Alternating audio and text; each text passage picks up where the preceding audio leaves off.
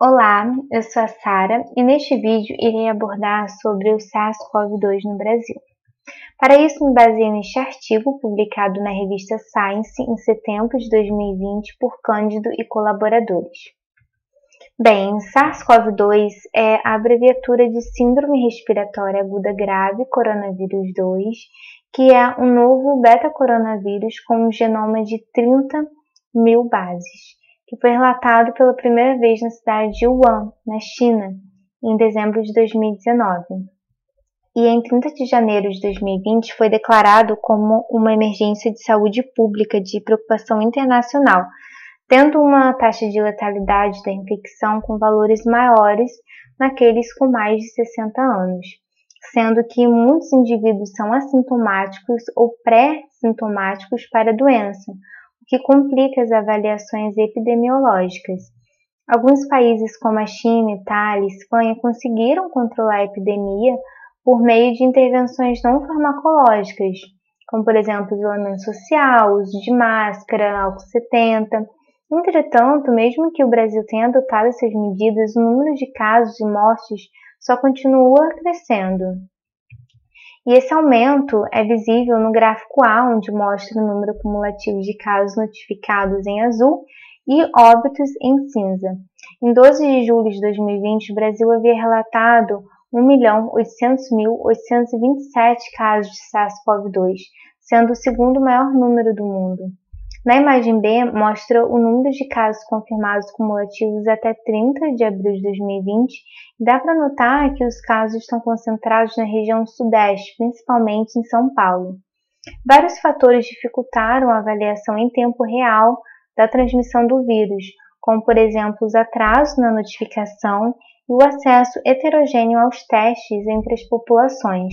Dessa forma, uma medida mais precisa da transmissão do SARS-CoV-2 no Brasil é o número de mortes relatadas pelo SUS. E para lidar com epidemias, é de extrema importância conhecer a taxa de propagação do vírus, que é obtida através do número efetivo de reprodução da infecção, que nada mais é do que um número médio de indivíduos contagiados por cada indivíduo. Ou seja, quando o R é igual a 1, isso significa que cada pessoa infectada transmite a doença para mais uma pessoa, e este valor pode ser associado a mudança na mobilidade, como mostra aqui nesses gráficos. Então, aqui no gráfico C e D, observamos as mudanças diárias em R nas cidades de São Paulo e Rio de Janeiro, respectivamente, que são as maiores metrópoles urbanas no Brasil. Para essa análise foi utilizado o modelo bayesiano, sendo a linha tracejada R igual a 1, a área em cinza a implementação das medidas de intervenções não farmacológicas, e é possível perceber a grande influência dessas medidas nos valores de R.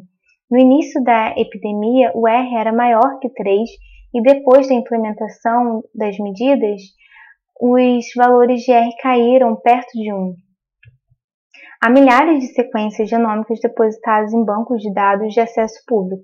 Porém, o Brasil tem muitas limitações, o que dificulta reconstruções precisas do movimento e transmissão do vírus usando análises filogenéticas.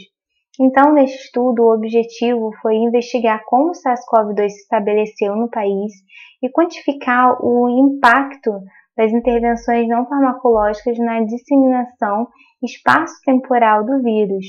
Para isso, foi testado um total de 26.732 amostras de laboratórios públicos e privados, obtidas através da reação em cadeia da polimerase quantitativa em tempo real, sendo 29% dos testes positivos para SARS-CoV-2. Então, a partir de amostras brasileiras coletadas entre 5 de março e 30 de abril de 2020, foram gerados 427 novos genomas de SARS-CoV-2 com uma cobertura genômica maior que 75%. Os genomas foram obtidos de amostras coletadas com uma média de 4 dias após o início dos sintomas, podendo ser melhor observado no gráfico C, e foram gerados em 3 laboratórios usando sequenciamento harmonizado e protocolos de bioinformática, como mostra na tabela abaixo. Na figura A, é possível observar por estado a data do primeiro caso relatado, a data de coleta da primeira sequência analisada e a data da primeira morte notificada. No gráfico B, há uma correlação de Spearman entre casos confirmados de infecção respiratória aguda grave provocada por SARS-CoV-2 e casos de infecção respiratória aguda grave com etiologia desconhecida por estado, sendo que os tamanhos dos círculos são proporcionais ao número de sequências de cada estado. Para as análises filogenéticas, foi utilizado um conjunto de dados global com um total de 1.182 sequências de SARS-CoV-2, sendo 490 do Brasil, os quais são representados na cor salmão, nas figuras. Na figura A, observa-se que a estimativa da data do ancestral comum da pandemia foi de meados de novembro de 2019 e que a maioria dos genomas brasileiros estão distribuídos em 3 clados. Já na figura B, a primeira fase marcada corresponde a migrações do vírus de fora do país, enquanto a segunda fase é marcada pela disseminação do vírus dentro do Brasil. E na figura C, o número diário de passageiros de voos internacionais e nacionais entre os dias entre janeiro e maio, sendo o primeiro caso relatado no Brasil em 25 de fevereiro de 2020. Através das análises filogeográficas, estimaram que durante a primeira fase da epidemia, o SARS-CoV-2 se espalhou localmente e dentro das fronteiras estaduais, enquanto a segunda fase teve uma propagação de longa distância e o início da epidemia fora da região sudeste do Brasil. O gráfico B representa um número estimado de migrações de vírus dentro de um estado e entre estados ao longo do tempo, enquanto o gráfico C, a distância média em quilômetros percorridos por um passageiro aéreo por dia no Brasil. Então, concluindo, as análises mostraram como as mudanças na mobilidade podem afetar a transmissão global e local do SARS-CoV-2, mostrando a importância de medidas comunitárias e nacionais para controlar a epidemia de Covid-19 no Brasil.